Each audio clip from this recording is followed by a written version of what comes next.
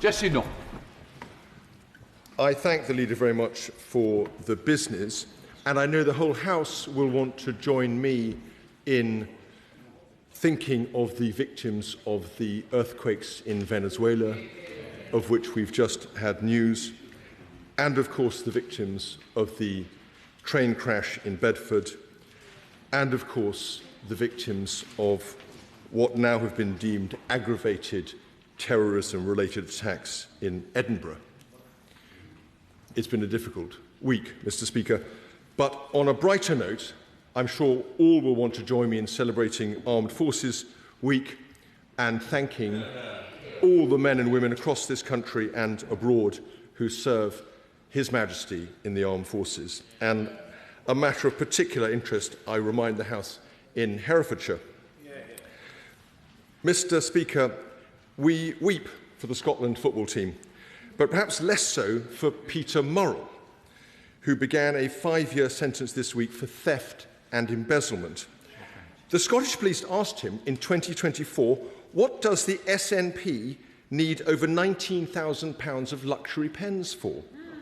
Quite a good question. One might ask the same of a Jaguar I-Pace, a state-of-the-art motorhome, a men's slouch pouch onesie, whatever that is.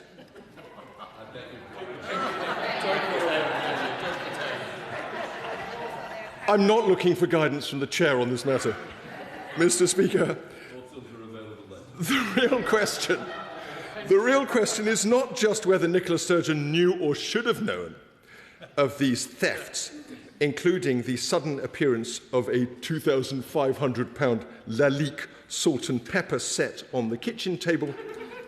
It's about the culture and probity of a Scottish government that still refuses to appoint a KC to lead an independent inquiry. And while we're on the topic of vehicles, Mr. Speaker, the leader of Reform UK has publicly reserved the right to spend the £5 million donation, definitely not related to politics, from his Thailand-based crypto billionaire on Ferraris if he wishes. It appears that none of that money has been spent on personal security from what he said, and he's now been referred to the Financial Conduct Authority alongside the current investigation by the Commissioner on Standards. And so to the government.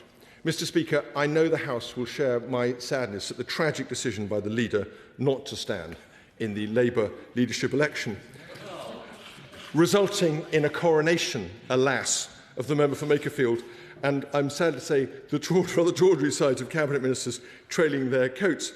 Once again, we can only regret that decision not to throw his hat into the ring. But I simply ask, what is the government's policy on the Defence Investment Plan?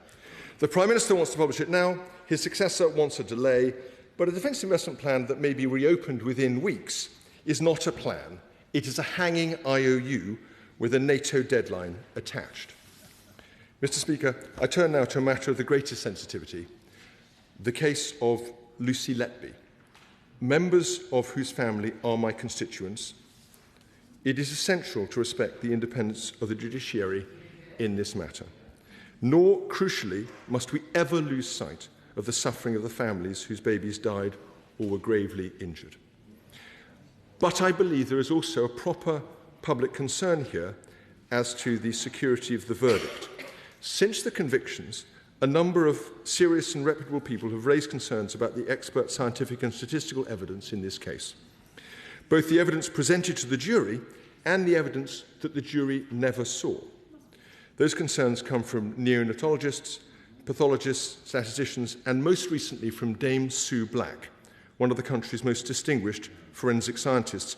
Like me, Dame Sue makes no claim as to whether Lucy Letby is innocent or guilty, but she has said in measured terms that she is troubled by the conviction and by the apparent lack of forensic evidence.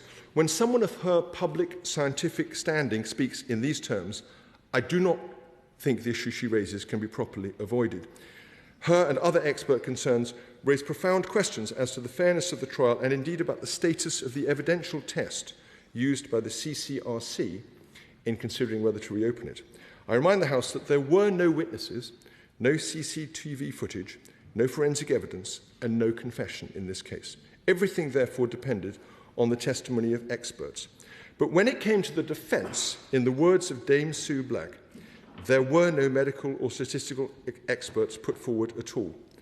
I'd also highlight that Lucy Letby had had a prior complaint against the consultants in the hospital. This was upheld after a detailed investigation and report, which found there was absolutely nothing to prevent her returning to work and that the doctors had bullied and harassed her. This evidence, too, was never heard by the jury. The Thirlwall inquiry into the Countess of Chester Hospital has yet to publish its final report, despite many delays. But yesterday's Nottingham University Hospital's report is a powerful reminder that in neonatal and maternity settings, grave harm can arise not only from individual malfeasance, but also from systematic clinical failure